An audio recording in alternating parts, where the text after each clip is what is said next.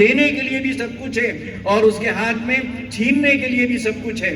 وہ عورت یوسف علیہ السلام سے کہتی ہے، یعنی ان کو ورغلاتی ہے، ان کو بہکانے کی کوشش کرتی ہے، ان کو پھسلانے کی کوشش کرتی ہے اور ان کو ایک غلط کام پر آمادہ کرنا چاہتی ہے۔ اور کیا کرتی ہے؟ وَغَلَّقَتِ الْأَبْوَابَ، اپنی اس خواہش کو پورا کرنے کے لیے محل کے سارے دروازے بند کر دیتی ہے۔ دروازے وہ اس لیے بند نہیں کرتی کہ اسے خطرہ تھا کوئی جھانکے گا، کوئی دیکھے گا، کوئی روکے گا، کوئی آ جائے گا۔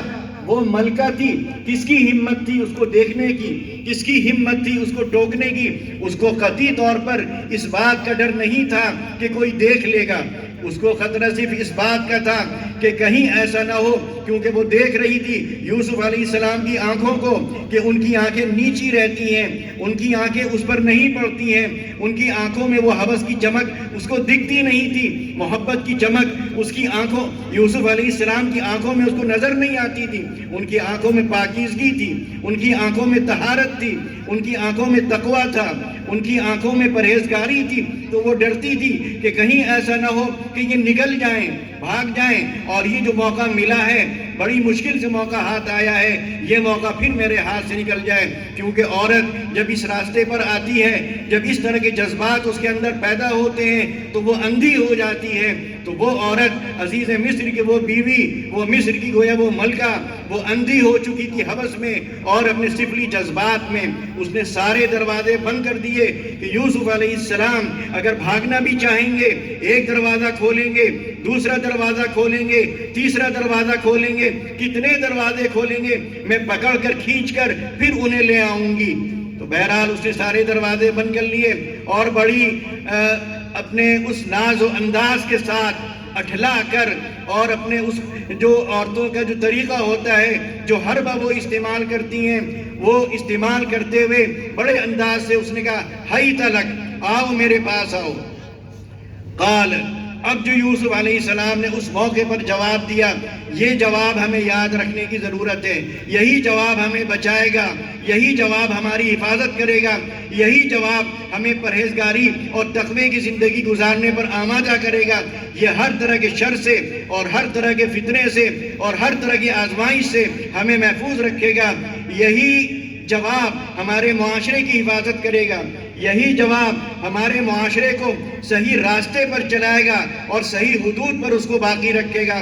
انہوں نے جواب دیا معاذ اللہ، اللہ کی پناہ۔ یہ جواب جو معاذ اللہ جس انداز سے انہوں نے کہا ہوگا، یقیناً وہ محل کی دیواریں ہل گئی ہوں گی اور خود اس عورت پر شاید کبھی طاری ہو گئی ہوگی، اور یوسف علیہ السلام کی ہمت اور ان کا حوصلہ اس آیت نے اتنا بڑھا دیا ہوگا کہ وہ بڑی سے بڑی قربانی دینے کو تیار ہو گئے ہوں گے۔ قال معاذ اللہ، یہ چیز تھی جس نے یوسف علیہ السلام کو اس موقع پر بچایا۔ تو یہ آیت ہمیں بتاتی ہے کہ ہم کو بڑی سی بڑی لالچ دی جائے ایک ایسے ماحول میں کہ یوسف علیہ السلام جوان بھی ہیں اور اس ملکہ کے احسان مند بھی ہیں، اور انہیں یہ ڈر ہے کہ اگر یہ ناراض ہو جائے گی، یہ محل سے نکال دے گی، میں کہاں جاؤں گا، یہ مجھے جیل میں ڈلوا دے گی۔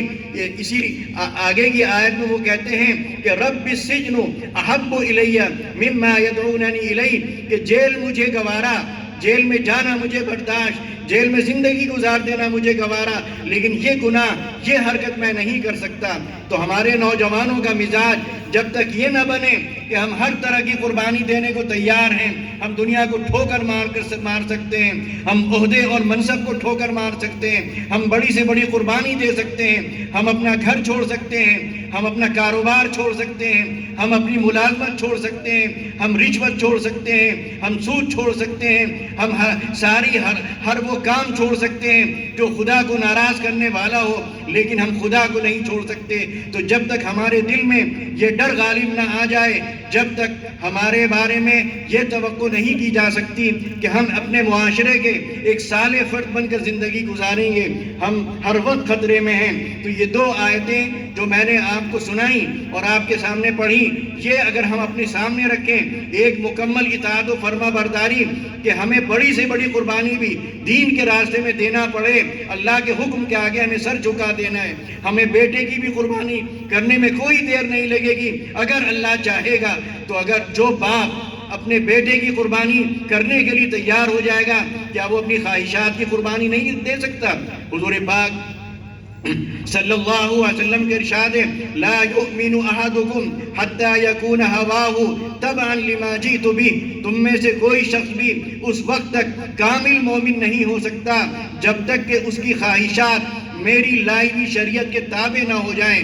تو ہر مسلمان کو چاہیے کہ اس کی خواہش بھی شریعت کے تابع ہو جائے.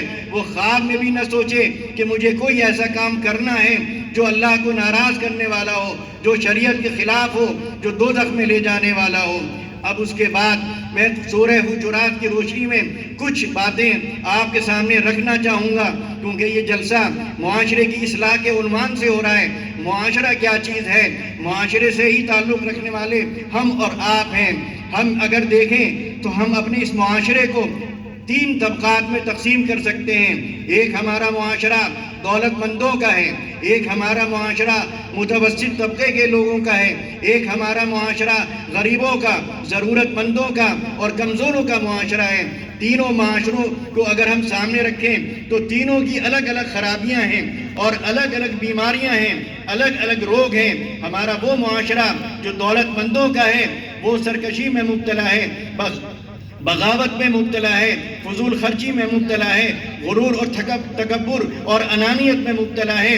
اس کے اپنے مسائل ہیں، اس کی اپنی خرابیاں ہیں، اس کی اپنی بیماریاں ہیں. تو یہ دولت بھی اپنے ساتھ بیماریاں لاتی ہے، یہ بھی اپنے ساتھ روگ لاتی ہے. اسی لیے حضور اکرم صلی اللہ علیہ وسلم نے پناہ مانگی ہے غنن مطغین، یعنی ایسی دولت سے جو سرکشی میں مبتلا کر دے، جو بغاوت پر آمادہ کر دے، جو تکبر پیدا کر دے، جو گھمنڈ پیدا کر دے، جو فضول خرچی میں مبتلا کر دے، جو رسم و رواج میں مبتلا کر دے، جو نام اور ناک کو لے کر بڑے سے بڑے بڑی دین کے خلاف بڑے سے بڑے کام کرنے کو تیار ہو جائے کہ ہماری ناک نیچی نہ ہو جائے. لوگ کیا کہیں گے؟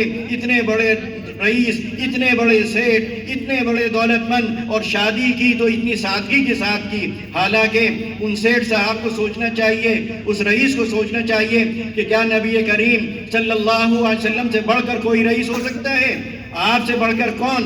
لیکن آپ نے اپنی بیٹی کی اور چہیتی بیٹی کی شادی کس انداز سے کی؟ تو وہ نمونہ بھی ہم کو اپنے سامنے رکھنا چاہیے.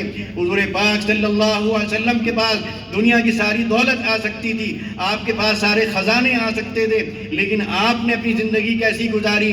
کس سادگی کے ساتھ گزاری، کس تواضع کے ساتھ گزاری، کس انکساری کے ساتھ گزاری، اور کس طرح آپ نے لوگوں کے ساتھ معاملات کیے، کس طرح لوگوں کے ساتھ محبت کا آپ نے معاملہ کیا، کس طرح آپ نے لوگوں کے ساتھ حسن سلوک کا معاملہ کیا، کس طرح آپ نے ضرورت مندوں کا خیال رکھا، کس طرح آپ نے غریبوں کی مدد کی، کس طرح آپ نے بیواؤں کو سہارا دیا، کس طرح آپ نے یتیموں کی کفالت کی. تو ہمارے دولت مند لوگوں کو اور رئیس لوگوں کو ان کو چاہیے کہ ان کے ذمہ بہت کام ہیں. وہ صرف اپنے لیے نہ جئیں، اپنی خواہشات کے لیے نہ جئیں، اپنے رسم و رواج کے لیے نہ جئیں، اپنی ناک اور اپنی انا کے لیے نہ جئیں، بلکہ وہ اپنے سماج کے لیے جئیں، وہ غریبوں کے لیے جئیں، وہ یتیموں کے لیے جئیں، وہ بیواؤں کے لیے جئیں، وہ غریب طلبہ کے لیے جئیں، وہ مدرسوں کے لیے جئیں، وہ مسجدوں کے لیے جئیں. اسی طرح ہمارا وہ طبقہ جو غریب ہے اس کا بھی اپنا معاملہ ہے، اس کے اپنے مسائل ہیں، اس کا فقر اس کو بہت سے غلط کاموں میں مبتلا کر دیتا ہے. اسی لیے نبی کریم صلی اللہ علیہ وسلم نے پناہ مانگی اور آپ نے کہا فقراً منسین، یعنی ایسے فقر سے، ایسی غربت سے، ایسی افلاس سے، ایسی تنگدستی سے میں پناہ مانگتا ہوں جو بھلا دے. کیونکہ کبھی ایسا ہوتا ہے کہ جب آدمی کے گھر میں کھانا نہیں پک رہا ہے، جب اس کے بچے بیمار ہیں، وہ دوا نہیں لا سکتا، جاڑا ہے، اس کے پاس چھپر ہے، وہ چھپر ٹپک رہا ہے، اسی میں اس کے بچے بھی سو رہے ہیں، اسی میں اس کی بوڑھی ماں بھی سو رہی ہے، اس کے پاس چھت نہیں ہے، اس کے پاس رہنے کو مکان نہیں ہے، جاڑے میں جو ہے اوڑھنے کے لیے سامان نہیں ہے، بیمار ہے تو علاج کے لیے دوا کا انتظام نہیں ہے، کوئی ملازمت نہیں، کوئی کاروبار نہیں. تو ایسے میں اس کا نماز میں دل نہیں لگتا، نیک کام کرنے میں دل نہیں لگتا، وہ پریشان ہے کہ کہاں سے 2 پیسے مل جائیں، کیسے وہ ایک وقت کی روٹی کھا لے، کیسے اپنے بچے کی دوا لے آئے، کیسے بوڑھی ماں کو وہ ایک چھت کا سہارا دے دے. تو اس کو غربت خدا سے غافل کر دیتی ہے، دین سے غافل کر دیتی ہے۔ تو اللہ کے رسول صلی اللہ علیہ وسلم نے دونوں سے پناہ مانگی، دولت سے بھی پناہ مانگی کیونکہ دولت اپنے ساتھ بیماریاں لاتی ہے، غربت سے پناہ مانگی کیونکہ وہ بھی خدا سے غافل کر دیتی ہے۔ اب اس کے بعد میں سورہ حجرات کی روشنی میں کی آیات کی روشنی میں کچھ آپ سے عرض کرنا چاہوں گا، اس سے آپ کو اندازہ ہوگا کہ ہمارا معاشرہ کس رخ پہ جا رہا ہے، ہمارے معاشرے میں وہ کون سی بیماریاں ہیں جو ہمارے معاشرے کو کھوکھلا کر رہی ہیں، ہمارے معاشرے کو دیمک کی طرح کھا رہی ہیں اور ایک گھن کی طرح اس کو جو ہے چٹ کر جا رہی ہیں۔ تو پہلی آیت میں سورہ حجرات کی پڑھتا ہوں، اس کے بعد یعنی جو آیتیں میں آپ کو انشاءاللہ سناؤں گا، پڑھوں گا آپ کے سامنے، وہ آیات آپ ہمیشہ اپنے سامنے رکھیں۔ افسوس یہ ہوتا ہے کہ ہم عربی نہ جاننے کی وجہ سے قرآن کریم کو سمجھ نہیں پا رہے ہیں، قرآن کریم ہم سے کیا مطالبہ کر رہا ہے، وہ ہم سے کیا تقاضا کر رہا ہے، وہ ہم سے کیا کہہ رہا ہے، ہم اس تک پہنچ نہیں پاتے۔ تو سوچئے ہماری بیماریاں کہاں سے شروع ہوتی ہیں۔ پہلی آیت میں اللہ تعالیٰ فرماتا ہے یا ایھا الذین آمنو، اے ایمان والو، ان جاءکم فاسقون، کہ اگر تمہارے پاس کوئی فاسق آئے، بنبأٍ، کوئی خبر لے کر، فتبینوا، تو تحقیق کر لو، کہیں ایسا نہ ہو کہ تم اس خبر پر یقین کر کے، آنکھ بند کر کے یقین کر کے، بغیر تحقیق کے یقین کر کے کوئی ایسا کام کر جاؤ کہ بعد میں تمہیں پچھتانا پڑے۔ آج اگر ہم اپنے معاشرے کو دیکھیں تو ہمارے معاشرے میں زیادہ تر مسائل اسی بے تحقیق بات کرنے اور بے تحقیق یقین کر لینے اور بے تحقیق کارروائی کر لینے کا نتیجہ ہے۔ سارا جھگڑا، سارا بگاڑ، سارا بوال جو ہمارے معاشرے میں پیدا ہو رہا ہے وہ اسی وجہ سے ہے کہ خبر کہیں سے آتی ہے۔ اور آج کل تو سوشل میڈیا سے بڑھ کر جھوٹ فاسق کون ہو سکتا ہے؟ ہمارے اخبار وہ فاسق، سوشل میڈیا سے ملنے والی خبریں وہ فاسق، اور خود ہم میں نہ جانے کتنے فاسق ہیں، بغیر تحقیق کے ان سے ان کی بات کہہ دی، ان سے ان کی بات کہہ دی۔ نتیجہ یہ نکلتا ہے کہ ٹکراؤ ہوتا ہے، بدزنی پھیلتی ہے، بدگمانی پھیلتی ہے۔ تو پہلی چیز جس سے ہمیں بچنا ہے کہ کوئی خبر ہم کو کسی کے بارے میں ملے، کہیں سے ملے، ہمیں اس کی تحقیق کرنا ہے، اور جب تک تحقیق نہ کر لیں ہمیں اس پہ کوئی کارروائی نہیں کرنا۔ اسی لیے حدیث شریف میں آتا ہے کفا بالمرء کذبا ان یحدث بکل ما سمع، کہ انسان کے لیے جھوٹا ہونے کے لیے اتنا کافی ہے کہ وہ ہر سنی ہوئی بات نقل کر دیتا ہے۔ آج ہمارے معاشرے کی سب سے بڑی خرابی یہ ہے کہ سنی ہوئی باتیں نقل کی جا رہی ہیں اور بغیر کسی تحقیق کے خبر پر یقین کر لیا جاتا ہے اور ایکشن لے لیا جاتا ہے، کارروائی کر لی جاتی ہے، بعد میں پھر چاہے جو بھی اس کا نتیجہ نکلے۔ اس کے بعد دوسری آیت یا ایھا الذین آمنوا اجتنبوا کثیرا من الظن، اے ایمان والو، یہ سارا خطاب ایمان والوں سے ہے، ایمان والے آپ بھی ہیں، ایمان والا میں بھی ہوں، یہ خطاب آپ سے بھی ہے اور یہ خطاب مجھ سے بھی ہے۔ تو اس آیت میں کہا گیا یا ایھا الذین آمنوا اجتنبوا کثیرا من الظن، بدگمانی سے بچو، اے ایمان والو بدگمانی سے بچو، ان الظن اسم، کیونکہ بدگمانی کیا ہے؟ بدگمانی گناہ ہے۔ ایک مسلمان دوسرے مسلمان کے لیے کوئی اپنے دل میں بری رائے قائم کر رہا ہے تو یہ نامناسب ہے، یہ گناہ تک پہنچاتا ہے، کیونکہ بدگمانی جب ہوتی ہے تو بدگمانی کے نتائج کچھ اور نکلتے ہیں، اس کے اثرات کچھ اور پڑتے ہیں۔ اس کے بعد ان بعض الظن اسم، کہا کہ تھوڑی بدگمانی بھی گناہ ہے، چاہے جائے کہ کوئی بڑی بدگمانی کی جائے۔ یعنی بدگمانی یہ بھی ہو سکتی ہے کہ ہم کسی کے بارے میں یہ گمان کر لیں کہ صاحب اس نے زنا کیا ہے، ہم یہ گمان کر لیں کہ اس نے چوری کی ہے، ہم اپنی طرف سے ذہن میں یہ بات بٹھا لیں کہ اس نے ڈاکہ ڈالا ہے، ہم ذہن میں کر لیں کہ اس نے جو ہے فلاں کے گھر میں یہ کام کیا ہے۔ یہ تو بہت بڑی بدگمانیاں ہو گئیں۔ چھوٹی بدگمانی بھی کرنا کہ اس نے جھوٹ بولا ہے، اس نے 2 پیسے اٹھا لیے ہیں، یہ بھی کیا ہے؟ یہ بھی بدگمانی۔ جب تک تحقیق نہ ہو کسی کے بارے میں اپنے دل میں کوئی اس طرح کی رائے قائم نہ کریں۔ اس کے بعد وَلَا تَجَسَّسُوا، ٹوہ میں نہ لگو۔ یہ بھی ہمارے اندر، ہمارے سماج میں بیماری بہت بڑھ گئی ہے، بلا وجہ ٹوہ میں لگ رہے ہیں۔ بھائی اپنا کام کرو، ایک طرف تو یہ کہ صاحب کام نہیں مل رہا ہے، ارے کام نہیں مل رہا ہے تو کام تلاش کرو، جب نہیں مل رہا ہے تو ٹوہ میں لگ جاتے ہو۔ اس کو تم نے ایک کام سمجھ لیا ہے اپنا، کیا؟ وَلَا تَجَسَّسُوا، ٹوہ میں مت لگو۔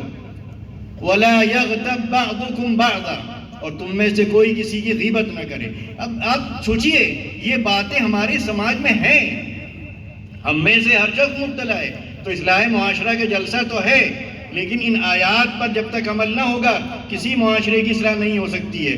وَلَا تَجَسَّسُوا وَلَا يَغْتَبْ بَعْضُكُمْ بَعْضًا، اور یہ غیبت کرنا کتنا بڑا گناہ ہے۔ آپ فرمایا اللہ نے أَيُحِبُّ أَحَدُكُمْ أَن يَأْكُلَ لَحْمَ أَخِيهِ مَيْتًا فَكَرِهْتُمُوهُ، کیا تم یہ پسند کرو گے کہ تم اپنے مردار بھائی کا گوشت کھاؤ؟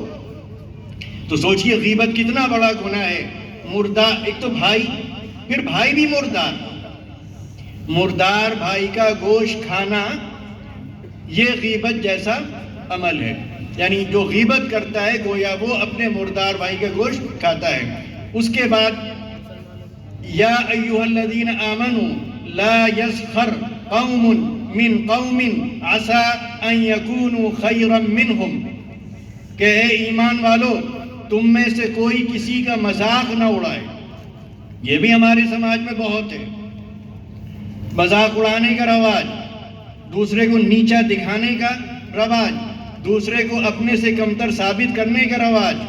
یا ایھا الذین آمنوا، اے ایمان والو، لا یسخر قوم من قوم عسى ان یکونوا خیرا منہم ولا نساء من نساء عسى ان یکن خیرا منہن۔ یہاں پر اللہ تعالیٰ نے مرد اور عورت دونوں کو الگ کر دیا، کیونکہ یہ بیماری ایسی ہے کہ مردوں میں بھی پائی جاتی ہے اسی طرح، اور عورتوں میں بھی پائی جاتی ہے اسی طرح، اور شاید مردوں کے مقابلے میں عورتوں میں کچھ زیادہ ہی ہے۔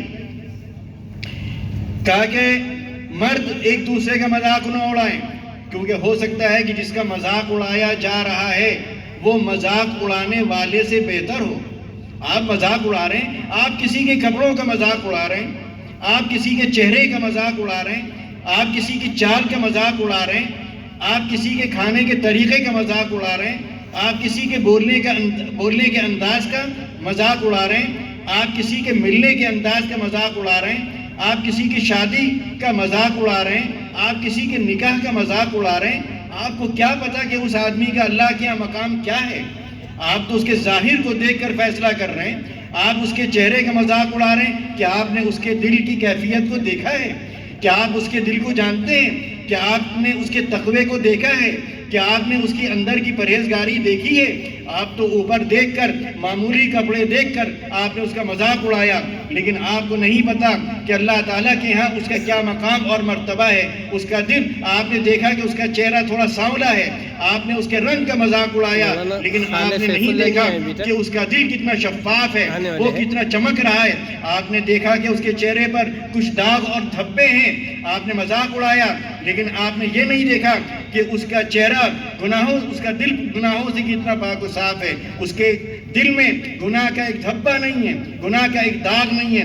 آپ کو چہرے کا داغ نظر آ رہا ہے، لیکن آپ نے اس کے دل کے بے داغی کو نہیں دیکھا ہے۔ تو صاف طور پر یہاں کہا جا رہا ہے کوئی مذاق نہ اڑائے، کیونکہ وہ نہیں جانتا کہ جس کا وہ مذاق اڑا رہا ہے وہ مذاق اڑانے والے سے بہتر ہے۔ اسی طرح عورتیں عورتوں کا مذاق نہ اڑائیں، کیونکہ وہ عورتیں نہیں جانتی کہ جن عورتوں کا مذاق اڑا رہی ہیں وہ عورتیں ان مذاق اڑانے والی عورتوں سے بہتر ہوں۔ اس کے بعد آیت میں کہا گیا وَلَا تَلْمِزُوا أَنفُسَكُمْ وَلَا تَنَابَزُوا بِالْأَلْقَابِ بِئْسَ الِاسْمُ الْفُسُوقُ بَعْدَ الْإِيمَانِ، کہ ایک دوسرے کو برے القاب سے مت پکارو۔ یہ بھی مذاق اڑانے کی ایک شکل ہے، ایسے ناموں سے پکارنا جس سے ان کی توہین ہوتی ہو، جن سے ان کی تذلیل ہوتی ہو، جس سے ان کا مذاق بنتا ہو، وہ نام آپ وہ اگر لے رہے ہیں تو یہ نام بھی اللہ تعالیٰ فرما رہا ہے کہ قطعی طور پر تمہیں اس کی اجازت نہیں ہے، کیونکہ اس کے پیچھے بھی تکبر ہے، اس کے پیچھے بھی گھمنڈ ہے، اس کے پیچھے ایک مسلمان کو ذلیل کرنا ہے، ایک مسلمان کی حقارت لوگوں کے سامنے بیان کرنا ہے، اس کی توہین کرنا ہے۔